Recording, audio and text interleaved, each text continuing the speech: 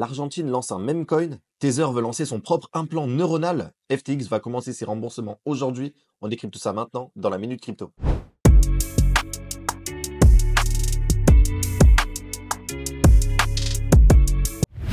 Bienvenue dans ce nouvel épisode de la Minute Crypto, votre rendez-vous journalier pour tout comprendre sur l'univers des cryptos en moins de 15 minutes. Aujourd'hui on a du très lourd, alors installez-vous bien, c'est parti.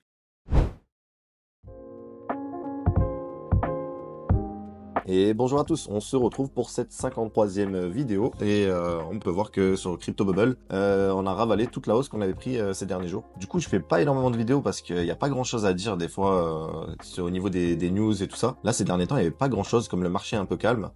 Et du coup, j'ai pas trop envie en fait de faire des vidéos de juste 3 minutes pour juste sortir des vidéos pour rien en fait. C'est plus intéressant de faire des vidéos au minimum de 5 à 8 minutes peut-être. Du coup, là, au niveau de Bitcoin, on est à 95, 2007 sur l'Ether et XRP, ça n'a pas trop bougé, voilà, donc quatrième Tether. Ouais, XRP est repassé troisième.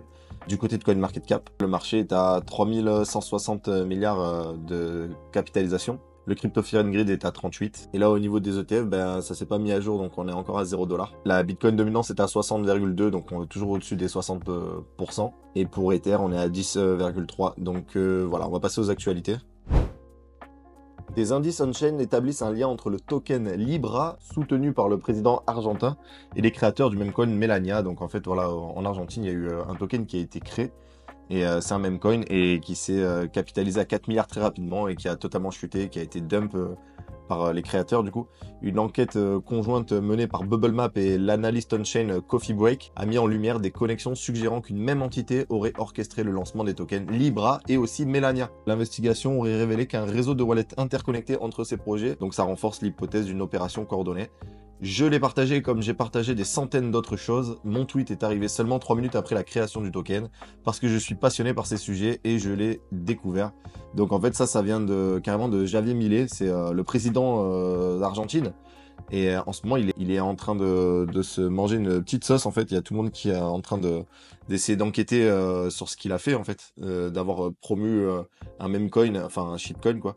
Le principal indice boursier d'Argentine a même chuté carrément de 6%. C'est lié au scandale, en fait, qui est lié à cette promotion de meme coin. Vous en pensez quoi de ces lancements de shitcoin? Apparemment, c'est pas la première fois que Javier Milei est associé à ce genre de choses. En 2022 aussi, il avait promu un projet qui s'appelait Xcoin, je crois, et cette pyramide de Ponzi. Donc voilà, maintenant on voit plein de personnalités influentes et carrément des États. Donc moi je vous dis la vérité, c'est du bas niveau, ça donne une mauvaise image et clairement c'est du délit d'initié, du scam. Donc actuellement sur ce genre de dérive, on a personne qui est là pour faire stopper ce genre de pratiques.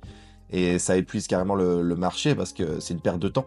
Et il y a des fortunes qui se volatilisent. Et il y a des retail, donc les particuliers qui viennent mettre une petite pièce dans ce genre de projet. Voilà, pour moi, ça freine actuellement en fait le marché, les shitcoins et tout ça. Donc on a vraiment hâte de revenir aux fondamentaux et de voir des projets plus intéressants pouvoir capitaliser enfin.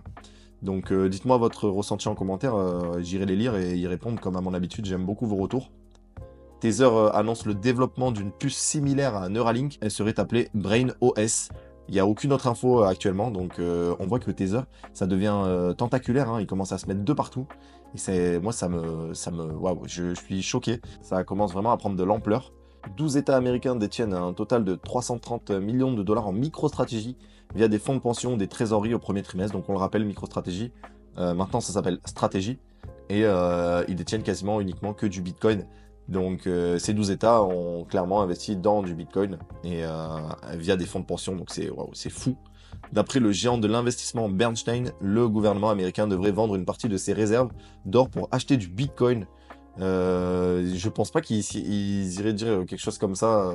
Ils ont quand même une certaine crédibilité à garder, Bernstein. Et là, carrément de dire que le gouvernement va vendre de l'or pour acheter du Bitcoin, c'est quand même c'est osé quand même de leur part. Et je pense pas que ça sorte de nulle part. Donc intéressant et à surveiller. FTX commencera le remboursement des victimes de sa faillite aujourd'hui à 16h, heure de France. Seules les réclamations de moins de 50 000 $ sont concernées par cette première phase. Et après, ce sera pour le 1er mars, si je dis pas de bêtises. Le Dodge d'Elon Musk annonce un possible audit de la SEC. Donc apparemment, ils accuseraient la SEC de fraude, d'abus et de gaspillage. Donc waouh, ceux qui sont censés être la police des marchés financiers sont accusés eux-mêmes de faire du gaspillage et de la fraude. C'est dingue. Il y a Tether qui signe un accord avec la République de Guinée pour explorer l'adoption de la blockchain.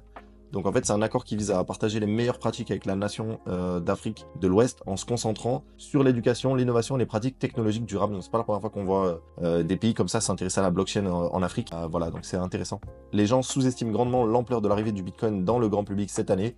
Je n'ai jamais été aussi optimiste. C'est ce que nous a déclaré Hunter Horsley, le CEO de Bitwise. Donc pour lui, ce sera une année décisive, portée par de nombreux facteurs précis. Et d'après lui, on assiste à une adoption massive du Bitcoin.